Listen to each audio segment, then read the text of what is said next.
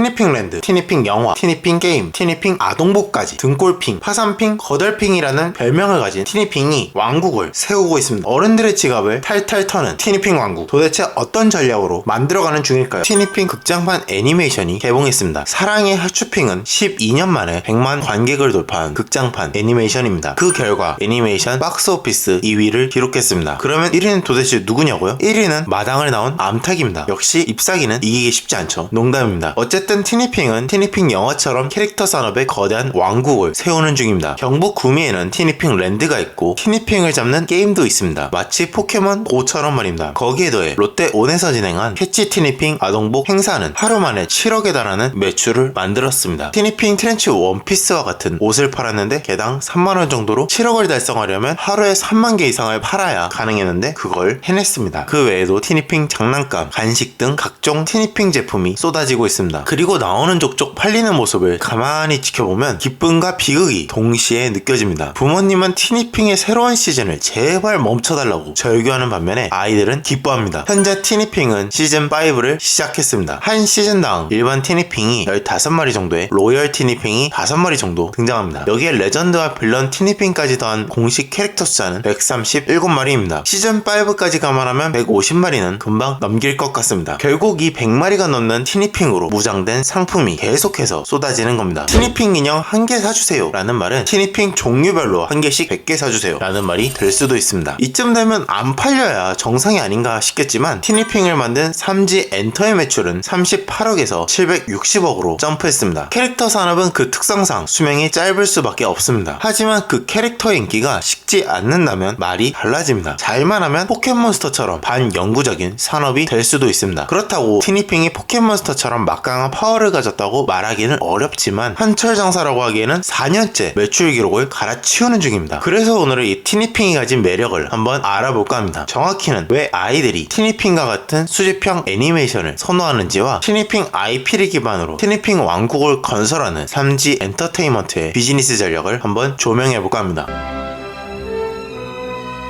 자세한 이야기를 시작하기 전에 티니핑이 어떤 내용인지 알고 가면 좋겠죠. 참고로 티니핑은 넷플릭스에서도 보실 수 있습니다. 그리고 지금부터 설명할 내용이 어찌 보면 스포일러가 될 수 있으니 주의하시길 바랍니다. 티니핑은 감정이나 관념을 상징하는 요정들입니다. 메인 캐릭터인 하츄핑은 사랑을 뜻하며 소원핑처럼 소원을 들어주는 티니핑도 있습니다. 그런데 이 요정들이 모종의 이유로 지구에 흩어지게 됩니다. 그래서 로미 공주가 동료 티니핑들과 함께 티니핑을 캐치하는 것이 메인 스토리입니다. 그래서 매 회차마다 새로운 티니핑과 로열 티니핑과의 변신 장면이 주요 흐름을 이루는데 이런 스토리라인은 우리에게 꽤 익숙한 구조입니다. 사실 모든 아동 애니메이션에서 비슷하게 볼 수 있습니다. 이 내용을 조사하면서 티니핑을 본 제 소감으로는 포켓몬스터가 문득 떠올랐습니다. 매 회차마다 새로운 포켓몬이 나오고 문제 해결을 위해 고정적으로 출연하는 동료 포켓몬이 등장하는 점에서 말입니다. 포켓몬스터와 티니핑을 동일 선상에 올려놓고 비교하자면 수집과 다수의 캐릭터가 등장하는 포인트가 겹칩니다. 사람들은 본디 하나를 모으기 시작하면 그것과 연관된 모든 것을 채우고 싶어하는 수집 욕구가 있습니다. 최근에도 한번 유행했던 포켓몬 띠부띠부실로 포켓몬 도감을 완성하려는 것처럼 말입니다. 굳이 포켓몬이 아니더라도 이런 수집과 관련된 유행은 종종 확인할 수 있습니다. 그리고 이런 행위는 아이들에게서 유독 강하게 나타납니다. 한 연구에 따르면 아이들은 브랜드의 캐릭터를 수집하고 사용하는 방식으로 자신을 표현합니다. 티니핑으로 예시를 들어보자면 내 기분이 좋으면 조아핑을 들고 다닐 수 있고 기분이 별로면 앙대핑을 들고 다닐 수도 있습니다. 그리고 아이들은 이렇게 수집한 캐릭터를 기반으로 또래와의 관계를 형성해 나갑니다. 물론 욕구에는 한계가 있습니다. 하지만 수집 욕구는 캐릭터나 브랜드에 노출되는 횟수에 비례해서 점점 늘어나게 됩니다. 이를테면 캐릭터가 많거나 또래 친구들이 많이 소유한 캐릭터일수록 그 감정이 증폭됩니다. 과거 중고등학생 사이에서 유행했던 노스페이스 패딩도 비슷한 맥락으로 볼 수 있습니다. 결국 뽀로로처럼 제한적인 캐릭터가 등장하는 것보다 티니핑이나 포켓몬처럼 캐릭터 수가 많은 세계관일수록 상호작용이 많아진다는 겁니다. 그렇다고 해서 처음부터 너무 많은 캐릭터를 공개할 필요는 없습니다. 티니핑처럼 시즌을 나눠 소수의 캐릭터만 오픈하고 반응이 좋으면 점차 늘리는 게 리소스나 마케팅적으로 더 좋은 효과를 볼 수 있습니다.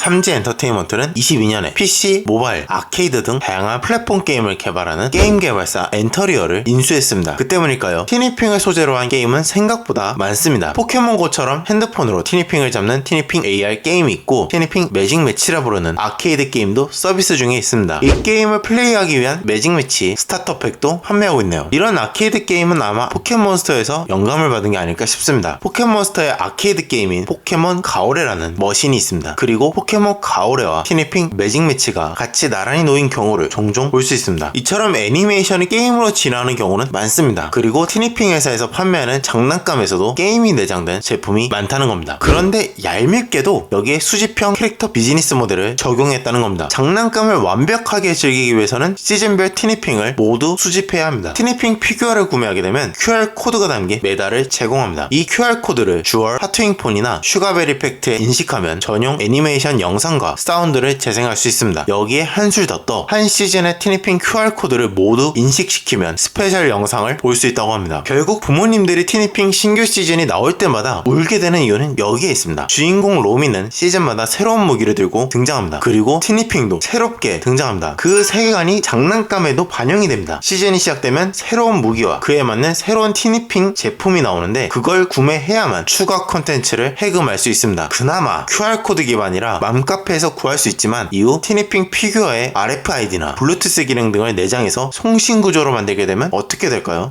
생각만 해도 끔찍합니다. 이건 모바일 게임 BM과 상당히 유사합니다. 수집형 모바일 게임에서는 새로운 캐릭터가 기존 캐릭터보다 월등히 강한 스펙으로 출시됩니다. 성능 때문에 이전 캐릭터를 전혀 사용할 수 없는 상황이 자주 발생합니다. 게임을 계속 즐기기 위해서는 신규 캐릭터를 구매할 수밖에 없고, 이게 싫으면 방법은 딱 한 개밖에 없습니다. 접으시면 됩니다. 티니핑의 캐릭터 호환성을 살펴보면 포켓몬스터를 따라가는 것처럼 보이면서도 어떤 측면에서는 전형적인 수집형 BM을 따라가고 있습니다. 저는 조금 아쉽다고 생각한 것이 바로 티니핑의 계승입니다. 포켓몬스터도 매번 새로운 세대가 나오지만 이전 세대의 포켓몬을 데이터 이동 및 활용할 수 있게 지원해줍니다. 새로운 캐릭터를 만드는 것도 중요하지만 이전 캐릭터의 활용 방안에 대해서 제시해줬으면 좋겠다는 희망을 던져봅니다. 그게 너무 심해지면 부모님들의 지갑이 더는 안 열리는 시점이 있지 않을까요?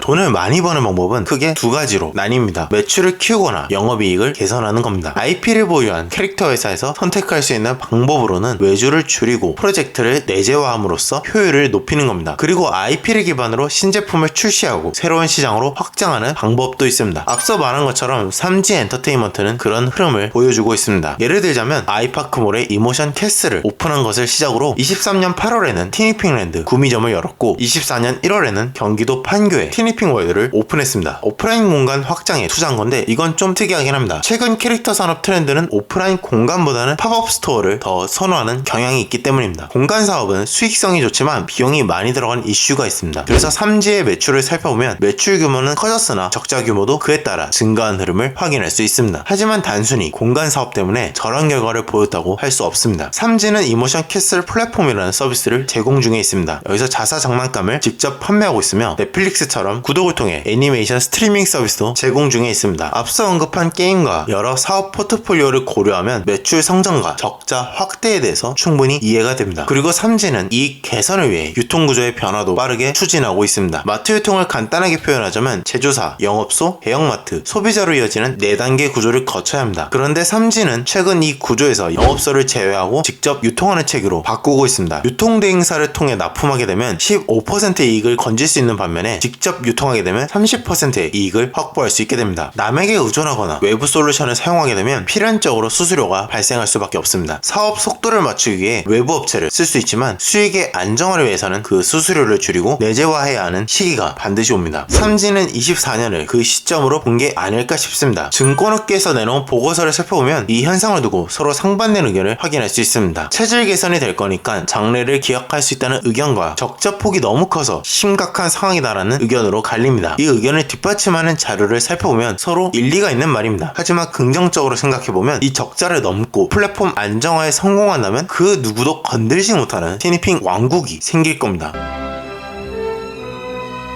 언제나 귀엽고 멋진 캐릭터와 상품은 새롭게 등장합니다. 하지만 출시와 동시에 유사한 카피 제품도 자연스럽게 등장합니다. 그리고 한때 주목받았던 IP가 금세 사라지는 경우도 많습니다. 캐릭터를 잘 만드는 것도 중요하지만 외부 공격으로부터 유지하는 것도 중요한 부분입니다. 사람들은 시작이 반이라고 말하지만 저는 그렇게 생각하지 않습니다. 시작은 그냥 시작입니다. 시작보다 중요한 건 그 시작과 같은 마음으로 같은 루틴을 반복하며 개선해 나가는 것이야말로 가장 중요하다고 생각합니다. 시작이 절반이다 라고 생각하지 말고 얼마나 꾸준하게 할 것이냐, 그게 더 중요한 포인트인 것 같습니다. 티니핑 랜드가 하나씩 탑을 올리는 과정을 보면 우리가 얻을 수 있는 교훈은 명백합니다. 궤도에 오른 뒤 내재화를 추진해야 한다는 점, 그리고 타겟에 맞는 상품을 시즌에 나눠 시도해야 한다는 점. 그러나 이 전략이 모든 상황에 딱 맞는 해결책은 아닙니다. 가끔 우리는 큰 성공 뒤에 그것을 해결해준 마스터키가 있다고 생각합니다. 그런데 3G 엔터는 2000년에 설립되었습니다. 과거의 그들의 애니메이션을 말씀드릴까 하는데 처음 들어보지 않을까 싶습니다. 예를 들면 피쉬와 칩스, 브루미즈, 혹시 들어보신 적 있으신가요? 고백하자면 저도 처음입니다. 티니핑이 시작된 20년에 기폭제를 맞이했을 뿐 그간 쌓아왔던 레거시가 빛을 발했다고 생각합니다. 그렇게 각자 쌓아가야 할 나만의 유산에 대해서 한 번 더 생각하기를 바라며 오늘의 이야기는 여기서 마무리합니다.